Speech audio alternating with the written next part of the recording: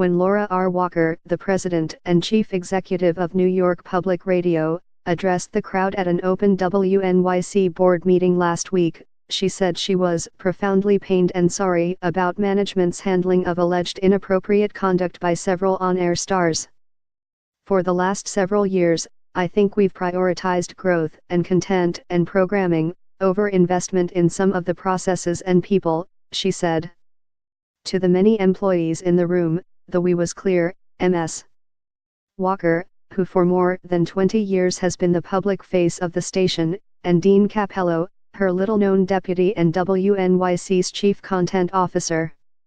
The two of them are like Siamese twins. They have been doing this, united, for a long time, said Bob Hennelly, a former WNYC reporter, who recently wrote about his frustrations with the station's management. If you got Laura alone, she'd say, "What does Dean think?" And if you got Dean alone, he'd say, "What did Laura say?" Together, they have transformed a beloved local treasure into a national radio and podcasting colossus. But in recent weeks, accusations of harassment and bullying were leveled at three of the station's stars, including John Hockenberry, who retired in August as the host of The Takeaway. Longtime hosts Leonard Lopate and Jonathan Schwartz were fired on Thursday after an investigation found they had violated standards of workplace conduct.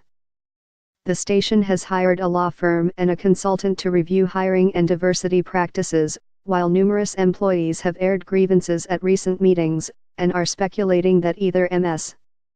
Walker or Mr. Capello, or both, could also lose their jobs. Under their leadership, the station has grown in reach and funding. In 1995, shortly before the two started, WNYC, with its city-owned AM and FM stations, had a weekly audience of 1 million and a budget of $8 million, with $11.8 million in annual fundraising. Today, New York Public Radio, an independent nonprofit that owns WNYC, WQXR, and other entities, boasts a monthly audience of 26 million, including streaming and downloads, and a $100 million budget, with $52 million in annual fundraising. Ms. Walker is compensated like a media mogul, too. She earned $768,000, excluding benefits or deferred compensation, in the fiscal year ending in June 2016, a drop of about $100,000 from the previous year. As a board member of the Tribune Media Company, she makes another $200,000 annually, according to securities disclosures. Today, there are more than 600 employees at the station, including part-timers, up from 84 in 1998, including almost 200 added in 2009, when the station acquired WQXR, the classical music station that was once owned by the New York Times, according to tax filings. The newsroom, which had only 3 journalists in 1995, now has 70, the station said, and has broken major stories on everything from the George Washington Bridge traffic scandal to Hurricane Sandy and Paul Manafort.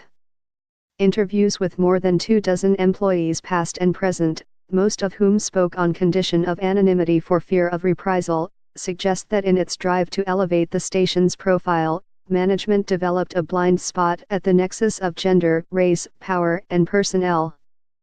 The station's human resources practices had not kept pace with its growth, employees said.